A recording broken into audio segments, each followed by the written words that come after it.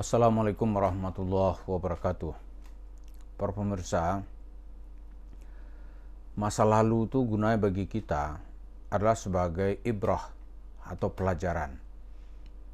Supaya tokoh-tokoh di masa lalu atau contoh-contoh yang baik bisa kita jadikan sebagai pelajaran. Begitu juga nanti contoh-contoh yang buruk di masa lalu jangan sampai menjadi fitnah atau menjadi musibah bagi kita yang hidup di zaman sekarang. Dan generasi kita berikutnya juga mendapat arahan spiritual. Bagaimana orang-orang di masa lalu telah melaksanakan amanah hidupnya sesuai dengan keyakinan dan cita-cita yang dia perjuangkan. Karena kita bercerita tentang Yusuf Mansur. Yusuf Mansur dengan jaringan bisnisnya yang menggurita, tapi di mana-mana juga banyak membuat orang menjerit dan menderita. Baru saja Paytrend telah membuka semacam selubung gunung es. Nah, sekarang bagaimana dengan warung Steak and Shake? Apakah itu merupakan uang banyak orang, ataukah itu milik pribadi yang dikembangkan secara bisnis modern?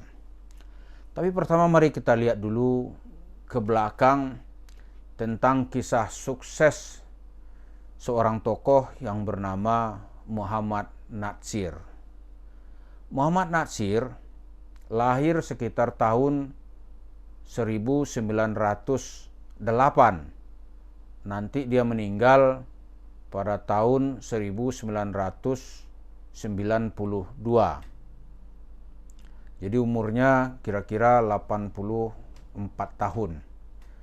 Perjalanan karir hidupnya, di masa muda dia terkenal sebagai seorang penulis hebat. Bahkan dia menjadi lawan debat Bung Karno dengan nama pena yang bernama A. Mukhlis. Kemudian hasil perdebatan itu dibukukan dalam buku Kapita Selecta. Dan Soekarno dalam tanggapan-tanggapannya juga dibukukan di buku Di Bawah Bendera Revolusi. Muhammad Natsir ini juga sekolah secara modern, lalu menjadi murid dalam kajian agama Islam bersama A. Hasan atau Tuan Guru Hasan dari Persis di kota Bandung. Jadi periode Bandung ini dia sering bertemu dengan Bung Karno. Ketika sejarah Republik baru berdiri, Natsir ini menjadi Menteri Penerangan dari beberapa Perdana Menteri saat itu. Yang sangat terkenal adalah Perdana Menteri Sultan Syahrir. Natsir menjadi menjadi Menteri Penerangan selama 3 kali. Lalu menjadi Ketua Partai Parmusi, Partai Muslimin Indonesia gitu, dan menjadi Perdana Menteri. Salah satu karya terbesar Natsir dan jasanya bagi bangsa dan negara ini, dialah yang sukses mengembalikan konsep negara kesatuan atau bahasa sekarang ini yang populer dengan NKRI. Jadi sebelum orang-orang berteriak NKRI harga mati, Natsir sudah sukses mengembalikannya, di mana dalam perundingan di konferensi meja bundar, Indonesia di saat itu masih berbentuk Republik Indonesia Serikat. Nah, di zaman Orde Baru, Pak Natsir ini lebih aktif di bidang dakwah dengan mendirikan Dewan Dakwah Islamiyah Indonesia. Yang menarik dari kehidupan Natsir ini adalah dia sangat hati-hati dalam soal harta.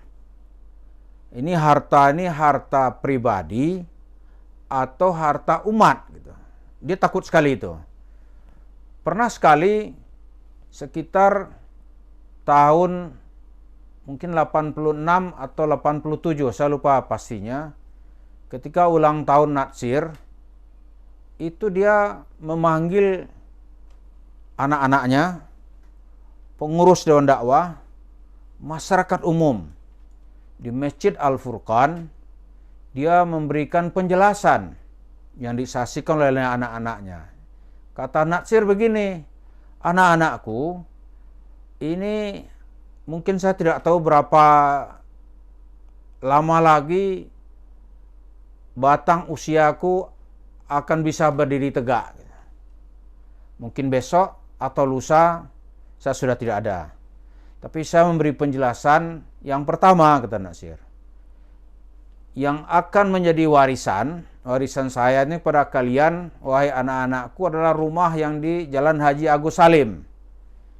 Itu adalah pemberian negara kepada saya sebagai Perdana Menteri.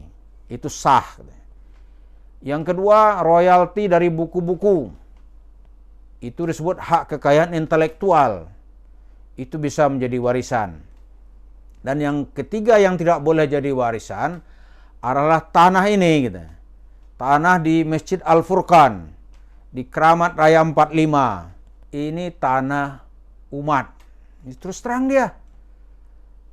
Walaupun saat ini, katanya, itu sertifikatnya atas nama saya pribadi.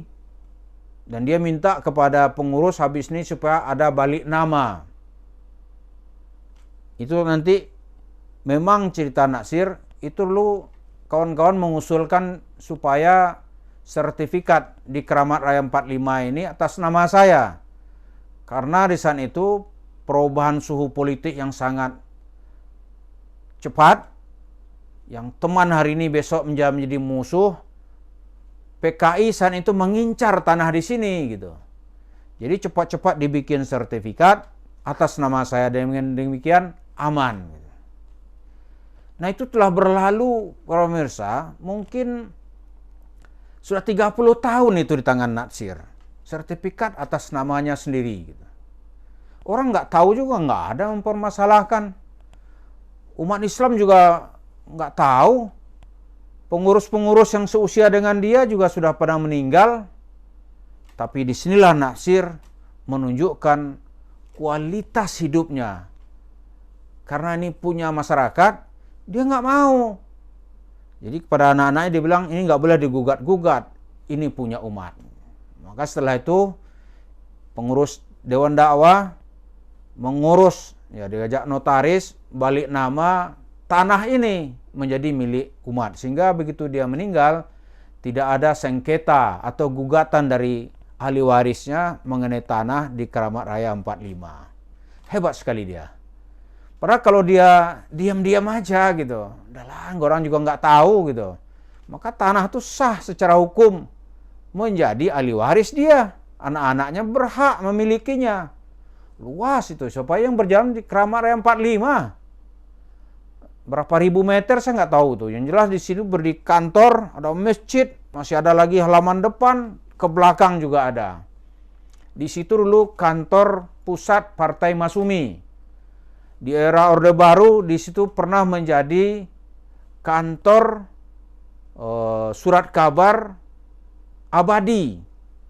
Lalu di situ kantor banyak sekali, kantor Dewan Dakwah ada. Nah, terakhir itu yang statusnya ternyata itu milik umat. Nah, kita membanding-bandingkan ini, bukan kita mau mendiskreditkan Yusuf Mansur, bukan itu tujuan kita. Bukan kita mau mendiskreditkan Yusuf Mansur, tapi pertanyaan atau keraguan-raguan orang itu perlu diredam. Diredamnya bukan dengan bahasa-bahasa seperti seorang pencuri. Ente maafin dia, itu nggak bahasa meredam. Udah aneh ya tuh, halalin dia, nggak begitu. Orang melihat sekarang ini sebelum memulai aja dia di warung steak, itu dia bisa membeli dengan uang puluhan miliar. Satu tempat minimal 6 atau 7 miliar. Lebih 100. Nah, itu kan mesti dijelaskan gitu. Ini uangnya dari secara agama tentunya ya. Secara agama dan bisa diterima orang. Jadi mudah-mudahan semua kita perlu berkaca gitu. Di antara orang yang kita sebut ini namanya Muhammad Natsir. Semoga Allah melapangkan kuburannya dan memberikan pahala yang tidak berhingga, dan namanya diharumkan Allah ila yaumis sa'ah. Dan Yusuf Mansur, orang yang kita singgung dalam video kita ini, juga bisa mengikutinya. Terima kasih. Assalamualaikum warahmatullahi wabarakatuh.